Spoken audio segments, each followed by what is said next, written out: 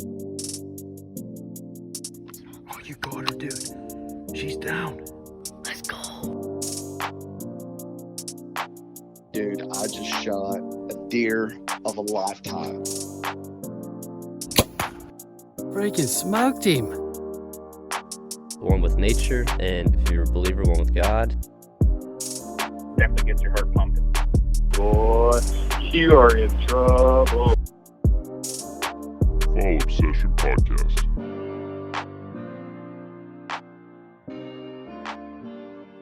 All right, everybody, welcome back to another Fall Obsession Podcast episode, part 2 of our Midwestern High recap. Sitting down with the second half of the team from the snow goose hunt a couple weeks ago. If you guys are just now joining us and missed last week's podcast, encourage you guys to go back and listen to it. It's not necessarily in any particular order, but the two do go together. This week I'm on here with our Midwestern Regional Staff Coordinator and Pro Staffer Todd Sellen. He's back with us. What's happening, Todd? Hey, Sam. How are you? Doing good, man. And Todd was with us last week with his wife, Heather, and Pro Staffer Andy Meeks, who were also a part of this hunt. They are not here today, but we got the other half of the crew. Field Staffer Tyler Wolf is with us. Welcome, Tyler. Hi, thanks, Sam. Nice to be here. Absolutely. Happy to have you. And we also got, first time on the podcast, Field Staffer Delaney Pfeiffer. Welcome. Hey, thanks for having us on here. Yeah, I'm super pumped. I know Todd can reflect it as well. We had an awesome time last week talking with Heather and Andy and kind of just hanging out on here, you know, as best we can virtually, and reflecting the hunt that you guys had last weekend, or 2 weekends ago now, I guess. But man, I just kind of want to dive in and get y'all's take on everything. And, you know, Delaney, we can start with you, and just want to know what, you know, kind of what your expectations were going into this weekend, and kind of how the hunt unfolded for you. Sure. So, first of all, just starting off, I was definitely nervous because these are people I've never met before, you know, like only through video. I didn't know how we were going to mesh. And to say expectations were exceeded would be an understatement. Everybody has their own little personality that I think we all blended really well. And they were all very encouraging of me with taking videos and such, of interrupting conversations and saying, wait, let me get this on video, or interrupting the hunt to say, let me get that on video. And it was really awesome because not once did anyone say, oh my gosh, enough with this. Instead, I got a lot of, you know, thank you for doing that. We got a really fun like blooper reel out of it, and just a lot of really cool memories that we were able to get on camera, which was great. And according to my friends and family, I need to stop talking about it. Yeah, so it was really amazing. And not to mention, just being able to experience, you know, a Missouri sunrise was just really beautiful for sure. And Andy did tell us that we would be hearing the sound of the calls in our brains for a while, and he wasn't kidding. Yeah, he mentioned that last week to us, that he's still closing his eyes to go to sleep and hearing the call out in the blind sounding off and everything. So we got a good chuckle out of that. Yeah. Tyler, what about you, man? Because I believe you have you hunted snow geese before this event? I have, yeah. So I grew up near Cheyenne Bottoms, which is another part of the Central Flyway. Millions of birds pass through there. Very similar to what we saw near Squaw Creek. But going back to the hunt, I was kind of like, I was second what Delaney was saying, because I came in completely fresh. You know, I'd met a few people on video calls, through email, different correspondence, but having no idea how we were going to mesh. And Delaney's right. It was like we were all best friends that had known each other for 10 plus years, and got right into it pretty quick. Had a blast that first night, just preparing for the next day, and then swung right into it the next day. Got there out on the blind, and had a blast just seeing all the birds fly over and taking the shots when we could, and encouraging each other, and had a pretty good hunt that first day. So I was pretty pleased. I'll say that. Awesome. So I heard from the crew in last week's podcast that you had a pretty awesome shot. You got a twofer in one of your sets. So tell us a little bit about that. Well, it's luck of the draw, right? You got to get the birds lined up just right. And they were, I don't know, it was 15, 20 yards away, not too bad. And just right behind each other. And I took a shot and they both dropped. So, I don't have proof, but I feel pretty confident that was a twofer. So, Bernie has proof. It's on video. Yeah, we did get it on video. It's kind of slightly in the corner, but it's there. Yeah, that was great. It was, I definitely bragged about that one a little bit to the wife, so she's probably tired of hearing about that one. And not only is Tyler the best shot in the Midwest, I think he's the quickest shot in the Midwest as well. Jeez. That draw. Yeah, Andy was our shot caller, and so we would sit there until Andy, just because Andy has the most experience out of all of us, and so he would tell us when we needed to pop up out of the blind to shoot, and I can't tell you how many times he would say, "Wait, okay," and Tyler was up and unloaded his gun before any of the rest of us stood up. So I still had it on safety, and Tyler's already got one down. Tyler's putting second load in his gun while we were all just getting up. Wait. Yeah. 20 years of hunting upland with no dog. It'll make you a quick shot. Oh, yeah. It made you a quick shot, that's for sure, yeah. So, Delaney, you're coming into this pretty new to snow goose hunting, is my understanding. Which is awesome, and like I said, I hated to divide up the crew or anything, but I figured Andy and Tyler having the more experience out of the group, and then you and Heather being more of the novice coming in, that it'd be a good mixture for the two podcasts. So tell us a little bit about just your kind of you experiencing it for the first time, and any particular hurdles that you were trying to get past as far as making shots, whatever it might be, with learning how to hunt snow geese that weekend.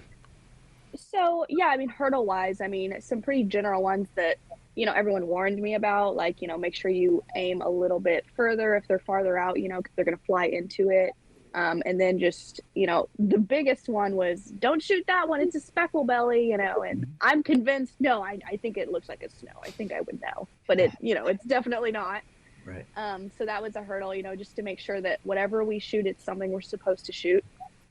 We ended up not having any issues with that. But as a first timer, I was very nervous, to make, anytime Andy said, okay, those three in the front are good, I would make sure that is very clear to me before I make any shots. And I think it's just kind of like, it definitely felt a lot like when I go deer hunting and I'm like, that could be a button buck, but it could be a doe. It's one of those things where it's, if you're not sure, don't do it. And that really helped me on this was, and everyone was very helpful repeating that to me and Heather. If you're not sure, don't do it, which was great because, there was no pressure that way. And another thing that was really nice is just kind of the fact that all of the guys and Heather too would be like, okay, there's some coming in, instead of saying, like these, I got these.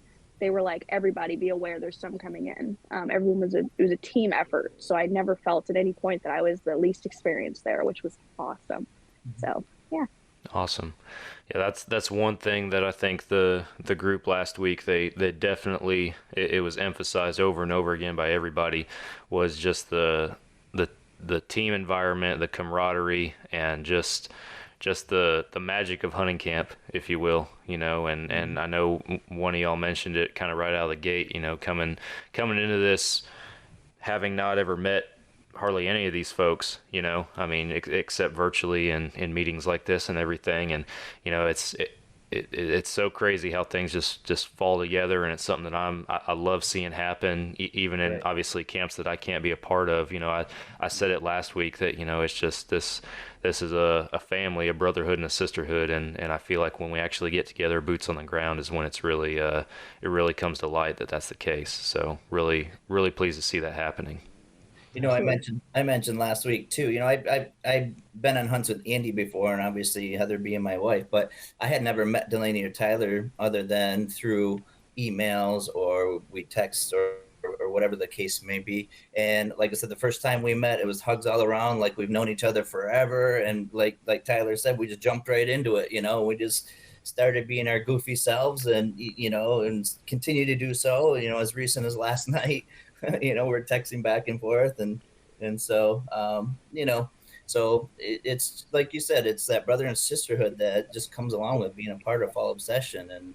and that's a big reason why I was hoping, we were hoping to get more hunts and get more people involved. And this certainly, like I said, came to fruition. And the vision that I originally had for the hunt and the idea that I came up with, it just all came together, and everything just worked so perfectly. You really did. You really did. I mean, we've got 2 or 3 hunts on the calendar just from that one weekend, so that'll tell you. And that's this year, right? Hopefully we get more. So.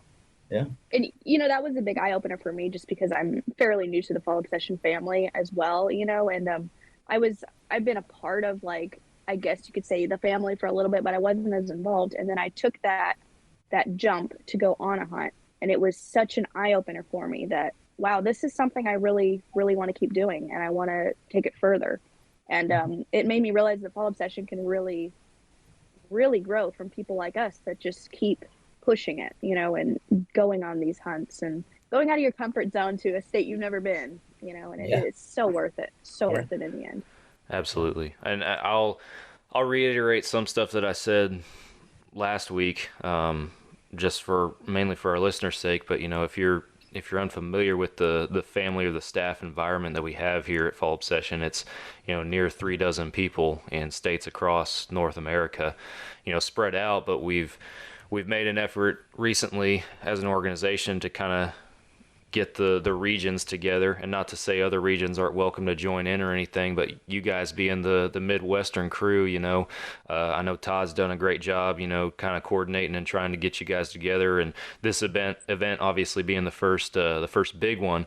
But I look at the photos, I look at the videos from this hunt, and I got Nick working on that video, trying to get that all put together and finalized for us. But I look at it, I'm jealous. I'm jealous that I couldn't be there. It looks like an absolute blast, and Andy in particular, that man's a freaking hoot, man. He's just all over the place, and I love the guy. And it's stuff like that I hope to promote. I hope that people within our own ranks and everything see that, man, I really got to make an effort to be out there and hang out with those guys next year, and try to happen. And we hope that our family grows off of that. We want to see more people join the Midwestern, the Western, the Southern crews, and that kind of stuff. And that only increases opportunities for stuff like this to happen in the future. And so I'm super excited to see where it goes. And obviously I'm living with y'all, on the Midwestern high out there. Yeah. Vicariously through us, right? Exactly. Yeah. I've never snow goose hunted myself, so next year I'd be the novice and the blind, but I got it marked on my calendar that hopefully next year I can come out there and join y'all. So you'll get lessons from the newbie. Yeah, exactly. Yeah. Yeah, and I think we were all a little bit nervous in that, I had never snow goose hunted, as I mentioned earlier, previously that. And so I was just still a little nervous on how things would go. Like I said, Andy and I actually, we came up with the idea when we were on that pheasant hunt, and then I just kind of ran with it. And, I wanted to make sure it went well. And so I wanted to make sure there are no obstacles. That was my biggest concern. It wasn't, am I going to screw something up in the blind, because I've hunted, my entire life. So I know the general basics of hunting and how to control your firearms and stuff like that, so I wasn't nervous in that sense. I was nervous in the sense that we'd get enough people involved to really make this what I'm hoping to make it, and B, we all have a good time. I was more concerned about Tyler having a good time and Delaney having a good time than it was for, what I mean? I knew I would have a good time because, as Delaney and Tyler have seen through my texts, I make a good time out of everything. As my wife says, you look like you starred in you act like you starred in Dumb and Dumber. Yeah, but Todd is like the life of the group chat. Yeah. I just enjoy life, and So at any rate, so that was my big take. That's where I was hoping everybody would enjoy themselves, and they would really see the benefit of us coming together. Because honestly, the best ideas come from camps, come from goose camp, came from pheasant camp, came from deer camp. The best ideas are generated when we actually get together and meet in person and hang out and get to enjoy each other's company in person. So yeah, exactly. And I'll second your stance on wanting everybody to have a good time from the hunt host standpoint, or at least the guy who's done a lot of the legwork to put stuff together, because I know I talked last week a little bit about that Texas staff hunt we had in December of 19, and same thing. I told my wife when I got home I was exhausted, because I was constantly, we had 10 guys in camp, and I was constantly trying to get guys to and from stands, help them with their deer, help cook, take care of my own hunting and my own deer at the same time. It can be exhausting, but what's really cool is that our Fall Obsession family, and speaking from my own experience with that event, they show up and they're ready to jump in and help out and contribute wherever. And I didn't feel like I was ever, I mean, yes, I was scrambling, I was trying to get stuff done, but at the same time, I never felt like I was overwhelmed or just, being that guy for everybody. Other guys were stepping up and like, hey, I'll run so-and-so out there. I'll help him skin his deer. I'll cook tonight, whatever it might be. It was other guys stepping up, and like I said, man, it's what that special thing about hunting camp, that, it brings people together in a way nothing else really can, in my opinion. We also mentioned on last week's podcast how once we, we didn't have to have a family meeting to say, hey, okay, Delaney, here, this is your responsibility. Tyler, this is your responsibility. We just all fell into a role, and we just assumed that role and ran, and ran with that role. And that's what made the whole trip just run, seamlessly. It was so fun and so easy to be a part of. So, and these guys are, Delaney and Tyler are a big part, along with Andy and Heather. You got to give them all the credit, because that's what made this run so perfectly. You know what I mean? Yeah. I'll give an example. One of the four-wheelers broke down. Delaney and Heather were on the back of it, and they were pulling the sled, and it was just really soupy. Broke down. Yeah, man, it broke down. But anyways, we had to pull this sled with all of our gear on it, which is a lot of gear, right? A lot of shells, a lot of guns, and I was like, I'll take first shift on pulling this thing. And so I grabbed the front of it and I started pulling it. Andy comes in right behind me, Heather right behind him, and we're all three pulling it. I didn't even, I was like, I'll take the first shift, but nope, not going to happen. They're all jumping in to help me pull this thing. Mm-hmm. And, thankfully, it was nice, because it was heavy and not the best ground. And deep mud. Yeah. I've never seen a four-wheeler do that, to be honest with you. Well, in this first field that we hunted in on Saturday was a field that they used for duck hunting, and they flood it in the fall. And so they got all these pumps and stuff out there. So right now it's in the process of drying up, but still you have ankle deep mud, you sink down quite a bit when you're walking through it. So right. It was pretty tricky to even just walk through it, so. Nobody would object when I said, I think it's time for bed. Everybody was like, yep, let's go to bed. Exhausted. Nobody wants to be that guy. No.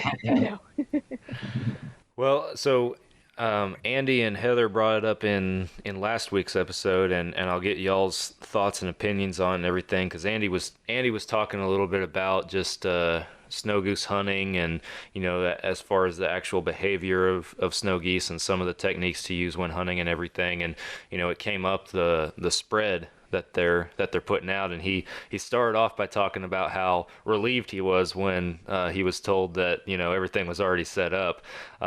Tyler, I imagine you probably had a similar feeling, and I kind of, with Delaney and Todd, wanted to ask them about their thoughts, when as far as when you're learning the intricacies of snow goose hunting, and a spread of 1,800 decoys it's insane to me to even think about. But when you're it made me think of it when you were talking about the four-wheeler and the wet ground and mud and everything. And as far as the setup and the intricacies of hunting snow geese, and I'll start with you, Delaney, and everything. How did that come along, and how was that process learning about all that? First of all, we tripped over them constantly. Yes. Constantly. I have never seen so many decoys at once. It was really amazing because, when we pulled in, I thought, look at all of them in the field. Nope, those are decoys. It was very convincing, I'll say. But it was really neat because I got to experience, what the actual purpose of them was. And then once we had the calls on, and when you get the wind just right, you would swear they are alive if you're just a little further away.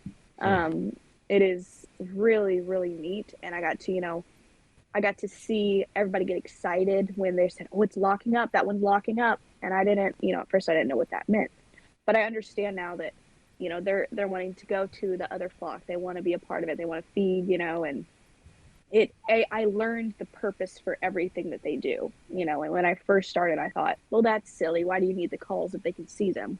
Well, they're pretty smart birds, it turns out. So Right.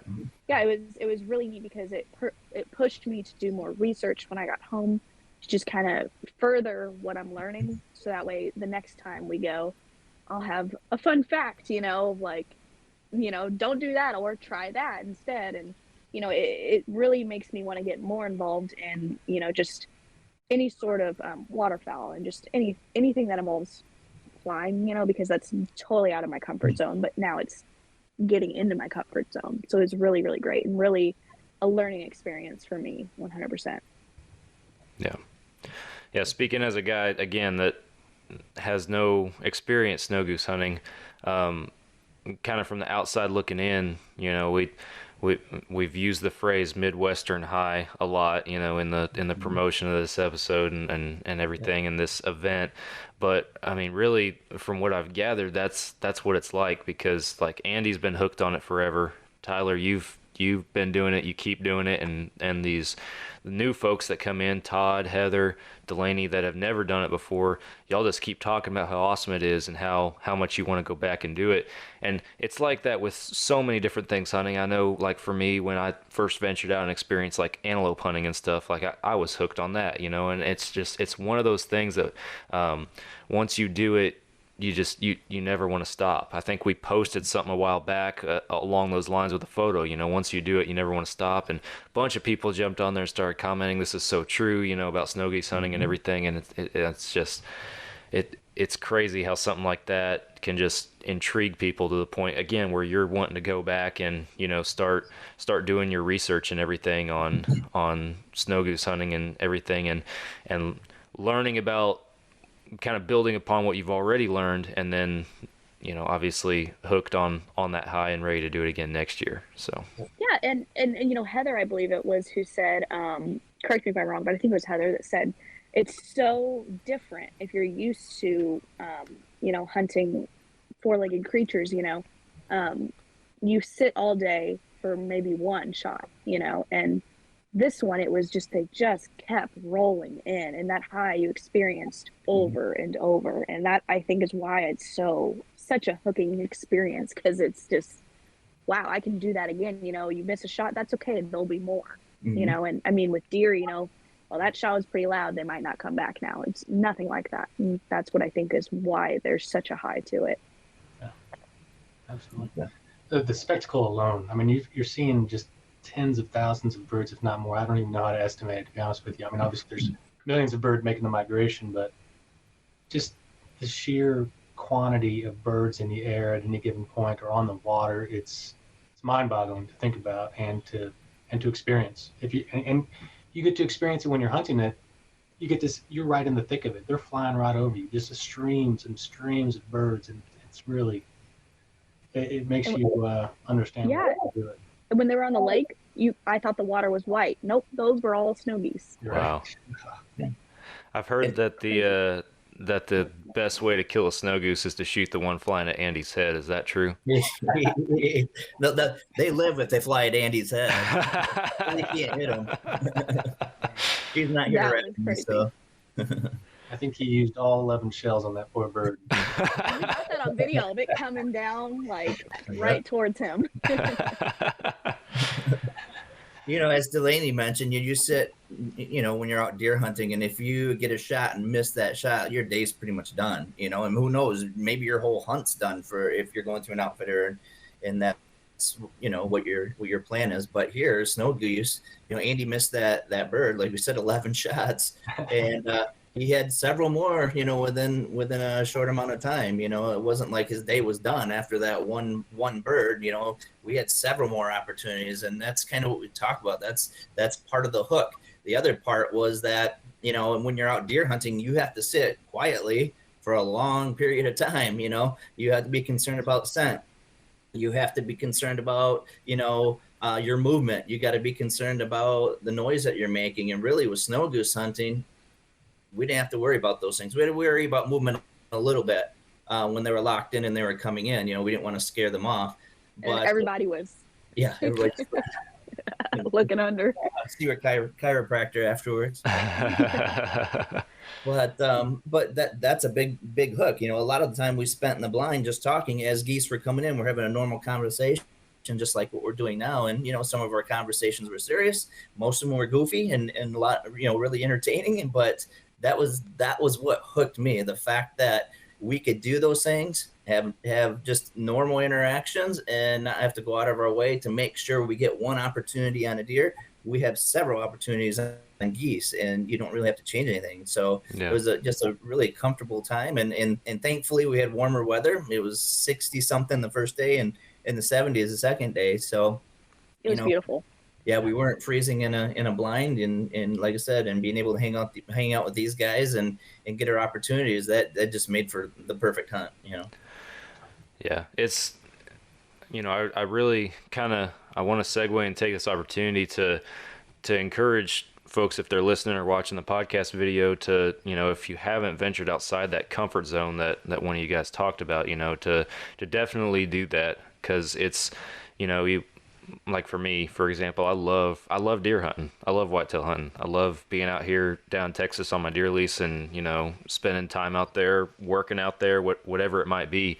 But then, for example, I go up north and I hunt Montana, you know, something that I've never done before. I was kind of nervous, you know, venturing that far away to do something that I'd never done before. And thankfully I had Drew, you know, the times that I've gone out there to help me. But at the same time, you know, it's not like sitting in a blind. I mean, yes, you can hunt pronghorn in a blind, but, you know, I was out there, you know, on a spot and stalking most every day. So you're constantly moving, seeing new things, trying new things. It's a different mindset behind the hunt. And it, you know, it's applicable to something like this. And another point that I wanted to make, you know, and with whatever it might be, using y'all as an example, you know, y'all went with an outfitter and everything, but at the same time, I think that a lot of people who have never ventured outside of their comfort zones, they have this preconceived notion in their mind that in order to do that, it costs a lot of money. And granted, there are some hunts out there that are more expensive than others and everything. And I'm not asking y'all to say what you paid or anything like that, but in my opinion, for the experience that y'all had and what y'all paid for the hunt, it was totally worth it. Is what I've heard from everybody. So I just want to use that as a point to encourage folks to, like I said, get outside of your comfort zones. You can do it for not a whole lot of money. In a lot of places, you don't have to spend the big bucks on a big high-class outfitter or anything like that. There are plenty of opportunities, like with the outfitter that y'all took advantage of, which from what everybody said was an awesome place to stay. They took good care of y'all. You know, so you can have experience like that, or even with other stuff, you know, as you head farther west with over-the-counter do-it-yourself type hunts and everything.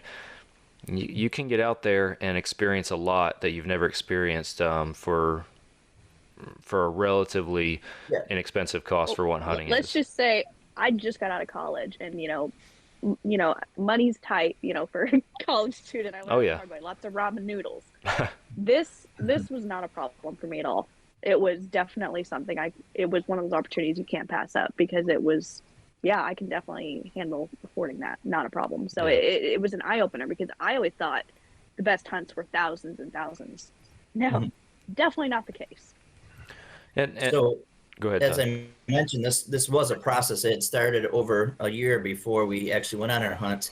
And originally, we had a fully guided hunt set up. So it was a little more costly at that point. But when we had to reschedule, I ended up, you know, calling their owner, you know, Scott Croner, who was the owner of Squaw Creek Hunt Club, who we went through, Mound City, Missouri. He said, yeah, you know what? And I explained to him, hey, we have some more experienced guys that now have committed to the hunt. He goes, well, we could set you up on a self-guided. They wouldn't know how to take care of things. I said, that's fine. That's perfect. And so you had talked about the decoys earlier, and he said, we'll put all the decoys in the blind. We'll have all the e-collars in the blind, and it'll just be up to you guys to set them out. I said, okay, perfect. And so Andy called me and asked me, you know, what kind of setup do we have? So I explained that to him. He goes, oh, okay. He goes, well, yeah, we'll get out there and set them up. And that's all he kind of left it. I had no clue what that involved. You know what I mean? Like 20, 50? Yeah. Yeah. Well, yeah, exactly. And we were sitting at the house in the lodge, and Andy said, well, did they set the decoys up for us? I go, I don't think so. It's self-guided. So I think we have to get out there and do it. He goes, he's like, that means we got to get up at 3:00 in the morning for the hunt. I'm like, really? So my thought was, I don't want to, I'm not a 2:00 in the morning type of guy, And so when Joe, the guide, came in and sat down and started talking to us, we asked him, are we going to have to go out and set the decoys? He said, no, everything's all set up for you guys. It's just a matter of getting in the blind, sitting down and hunting. I'm like, that's perfect. So, when you asked about the decoys earlier, that was my thought. I was like, boy, I don't want to have to get up this early to get, you know what I mean? Yeah. Because we'll sleep most of the day and probably miss out on a lot of stuff. And so, again, Scott and Joe from Squaw Creek, they did just an outstanding job of making us feel welcomed and comfortable and had everything set for us, even though it was a self-guided hunt. And because it was a self-guided hunt, wasn't as much money. It was very affordable for us all. And so, and to have somebody with experience like Tyler and Andy, and that certainly helped us learn about what snow geese hunting was about. And, like you said, to say you're hooked, I'm watching snow geese videos every day. I'm in contact with these guys every day. You know what I mean? I'm just 100% hooked because of the things that we had spoke about earlier. So awesome. You should tell Sam about that, your gun story, your grandpa's gun. Oh yeah. That was a pretty interesting story. Huh? Yeah, so it's a brown or I don't know what kind of gun it is, to be quite honest with you. But yeah, I remember everyone freaked out about it. I'm fairly new to the gun experience, but anyway, that was really cool because my grandpa said, take this gun. This will be a really handy one. And so I said to him, I'm like, Grandpa, there's like rust on this. What's up with that? Or like rust marks where it was rust. And he said, well, that was actually in the river for a couple months. And I'm like, I'm sorry, what? So when my dad was a little boy, they were hunting on the river waterfowl, and something happened to where the boat bumped something and the gun went overboard. And it was freezing that day, and Grandpa was like, we'll just mark where it is and we'll come back. Well, I guess like the floodwaters, we get flooded really bad here. And I guess the floodwaters happened, and it ended up being months. And they went back and the flag was still there. And so they took one of those big magnets, put it down in the water, and then clink, they got it. And so they pulled it back up, and it was still in pretty decent shape, just a little rust. And they had to completely take it apart, clean it up. But it shoots pretty good for a gun that was in the water for a while. Wow. Yeah. Thing was a tank for sure. Oh my gosh, the video is shooting. Oh my gosh. Oh, yeah. And I had such a rush that I didn't even notice that it just beat me up. I had a big old bruise and I didn't even notice. So it was a tank. Yeah, that's awesome. Yeah. So let's hear about some specific favorite or funny, whatever it might be, memories or things that happened in the hunt or in camp, whatever it might be. There's probably, I've heard that there's a blooper reel that we're not allowed to share with anybody. So no, you do not want to share that one. It's colorful language. Well, Delaney, you go first. Let's hear about some favorites. So I think I speak for everyone when I say Andy's accent of Minnesotan is such a breath of fresh air. So there's on the blooper reel, we were doing kind of an interview of like what we expect on this hunt, and Todd was just making point after great point, and we're just nodding, and Andy goes, oh yeah, you betcha. And I just am like trying to hold it together, and Tyler behind the camera was bending over trying to just breathe.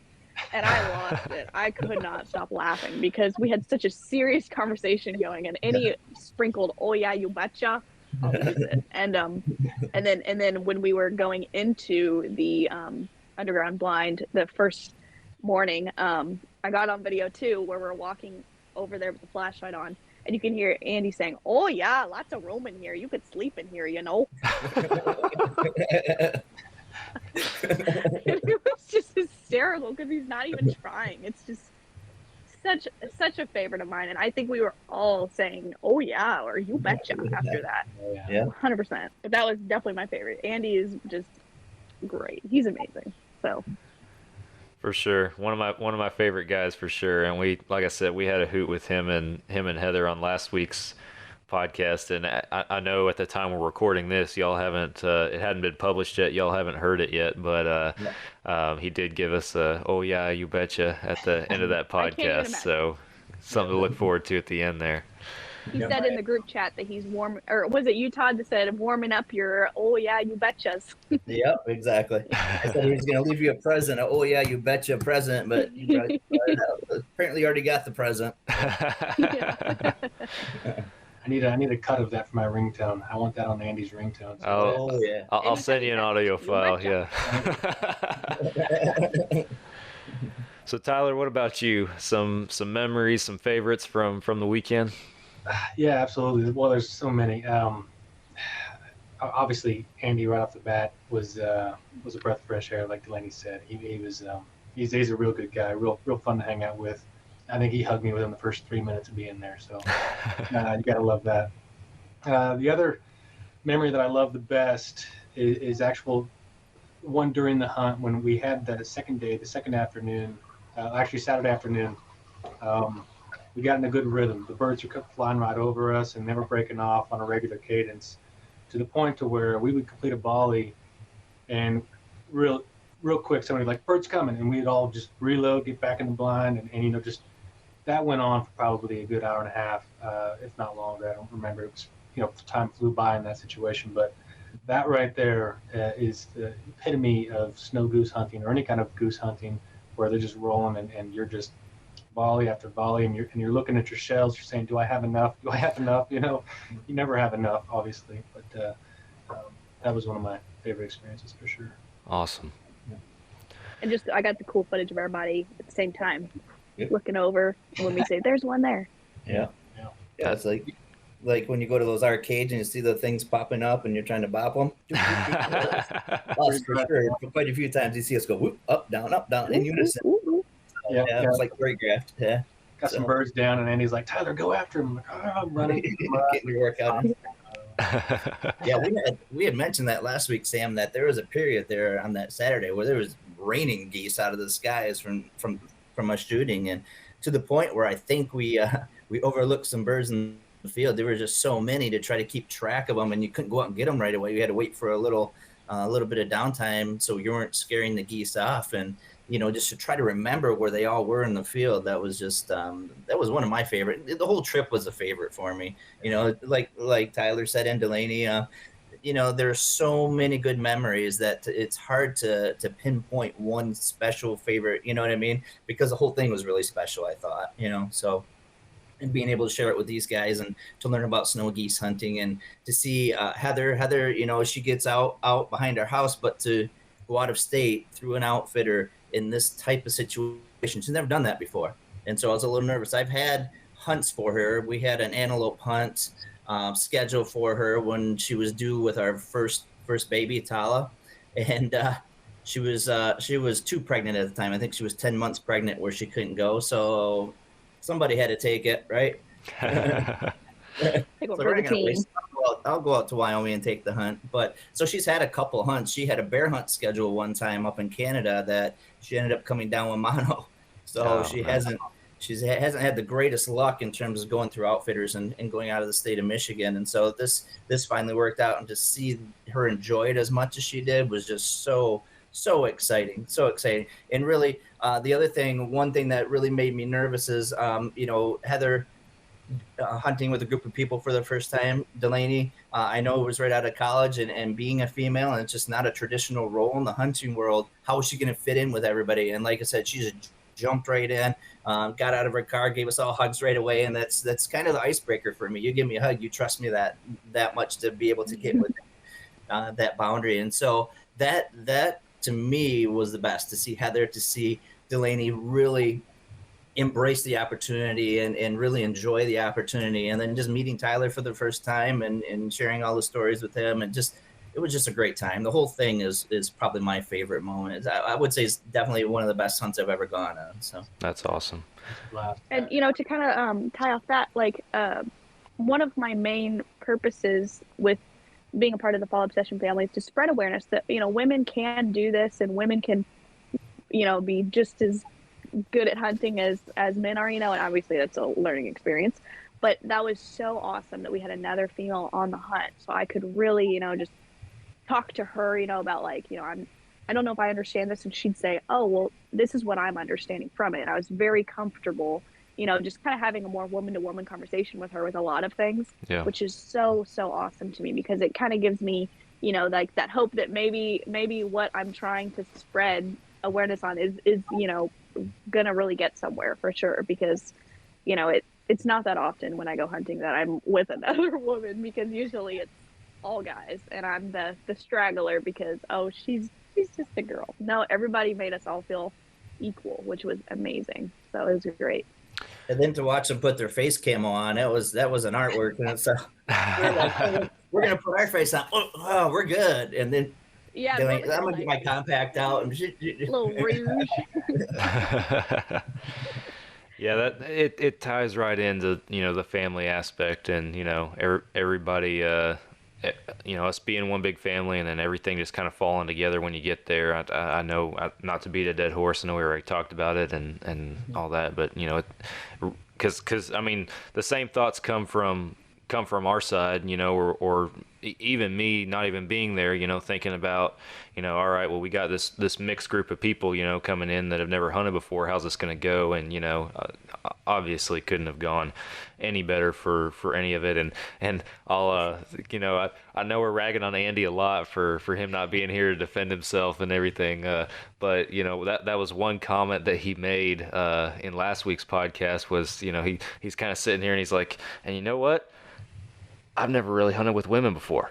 I mean, that was a comment he made last week in the podcast, and he was like, it was awesome. He was like, they just fit right in, and just went with it, and we were all his best friends, and he's like, it couldn't have gone any better. So yeah, I'm super happy to hear about not just the success of the hunt, and I mean, Todd even mentioned last week about how he was just hoping that everybody would get a bird, and far exceeded that expectation throughout the weekend. So not just with the success side of the hunt, but hearing about just how much everybody enjoyed the overall experience, hunting, camp, everything. It's awesome to hear about. So again, super jealous. The house was nice. Really that's what I hear. Yeah. Yep. Yeah. It wasn't what we were expecting, that's for sure. We were trying to find pictures before we went, just to give us an idea of what to expect, and we found a couple pictures, but we didn't know if that was the actual lodge we stayed in. And so when they gave us the address and we rolled up to the house for the first time, we're like, holy smokes, we didn't expect this, So I called Todd. I was like, I don't think I'm at the right place. He's like, no, you're in the right place. Well, guys, is there anything that we're missing or that y'all want to hit on before we head for home? Oh, I think we're all getting, or most of us are getting mounts done too, aren't we? Oh yeah, awesome. Yep. Mm-hmm. Yeah, it was really awesome since everyone kind of voted to give me the mature blue. I was so happy about that. So that one is currently at the taxidermist, and I'll keep you update on how that one looks when it comes out. But I went with a mount of its wings spread, and it kind of flying in a pretty steep direction. So I'm really excited with how that one's going to turn out. And I sent Sam the recipe for the goose pot pie, and yes. Really, really, really good. We the other two geese that I had, we ended up cutting them up and putting them in that, and it was really good. So it was really rewarding to be able to, actually take everything full circle with it. So absolutely. No. Go ahead, Tyler. Sorry, I thought you were saying something. No, just agreeing. Absolutely, it looked delicious. I'll say that. Yeah. It was. I'll see that when you get that. I'll mail you some in an envelope. Yeah, thank you. And send me a picture of the taxidermy when you get that done too. Absolutely. I will for sure. So that bird that Delaney is talking about was actually a blue. I don't know if it's a version of the snow goose, but it's a blue goose. But its head looks just like an eagle. It's got white from the neck up, and then its bill is orange, so it looks just like a bald eagle head. when the blue geese get mature. And so that's what Delaney had. I kept one of the immature ones, one of the juvies, and it had a blue head, blue bill. And so that's the one that I'm getting mounted. We had to piece it together with another bluebird because they were shot up so much that the taxidermist had to piece them together and put a puzzle together. But yeah, we have some things going on with that too. So we're pretty excited with that. And so, Awesome. but yeah, I took mine. I just breasted mine out and just threw them on an iron skillet, just like a steak, and threw some butter and threw some lemon pepper and stuff like that on it. And I was actually really surprised on how well it tastes. It tastes just like beef, I thought, exactly like beef. And it was Texture a little chewier, but it tasted just like beef. When I ate it though, I was like peeling little pieces. I was afraid to get a pellet and crunch down and fall out of my face. But it was really good. My daughters were eating it, and so yeah, they loved it. It was good. It lives to the expectation of ribeye in the sky. Yeah. I've heard that's pretty good, and I know Todd and I are also we've kind of been talking a little bit, going back and forth about some ideas for a crane hunt too. Speaking of ribeye in the sky, so maybe down here, kind of more in my neck of the woods. Not that it matters, I need to go regardless, but it sounds like we're gonna have more opportunities like that coming up. So looking forward to it. Yeah. Absolutely, we got a few that we're working on right now, and hopefully we can turn them into successful hunts as well and have the same types of memories that we did with this goose hunt. So if we have a crew like this, I have no doubt, and I'll round us toward home base a little bit, just talking again about the Midwestern group that you guys got out there. It's a prime example of what we're trying to do and what we want here with our staff members here at Fall Obsession. Whatever your time with us, your experience as a hunter, or your rank, staff level, whatever it might be, this is what we like to see, you guys coming together and really enjoying one another's company, and then promoting that family aspect of a hunting camp and everything. It's awesome to see that finally coming together. And I feel at the same time, hit my mic, same time, I feel like we're just getting started.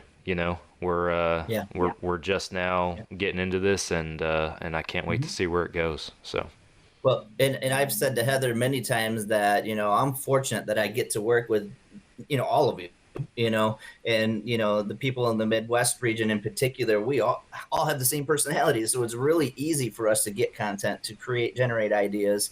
It's really easy for us to work with one another, and so it's the group of people that we have in place that are really generating a lot of the success that we're seeing up here. So it's just awesome to be part of. It's so much fun. So and I thank you, Sam. Sam, you're the head honcho here, and you're the one that put it all and really encouraged us to do these things. So well, I appreciate it. I like I said last week, because Andy was trying really hard to get me to blush last week with patting me on the back. But that's why you got this. But yes, we've from Texas down here is where Fall Obsession has originated and grown out. But the stuff like this, all the credit goes to staffers like y'all, to coordinators like Todd. Y'all are the folks that are actually making all this happen. We're happy to give y'all tools and resources and contact info, to get in touch with one another and to build these relationships. But y'all are the ones that are building the relationships, and it's shown through everything. So it's really, like I said, it's really awesome to see that growth and to see all that come together. And like I said, can't wait to see what's next. So it's really exciting, because I have friends that'll ask me about who did you go through on this hunt, and I'll be like, Fall Obsession. You want some info? I got you. It's really getting spread around. Like the best kind of disease in a way. The awareness of, I don't know if awareness is the right word, but just like just people learning about Fall Obsession. It's amazing how much one hunt can really spread the word.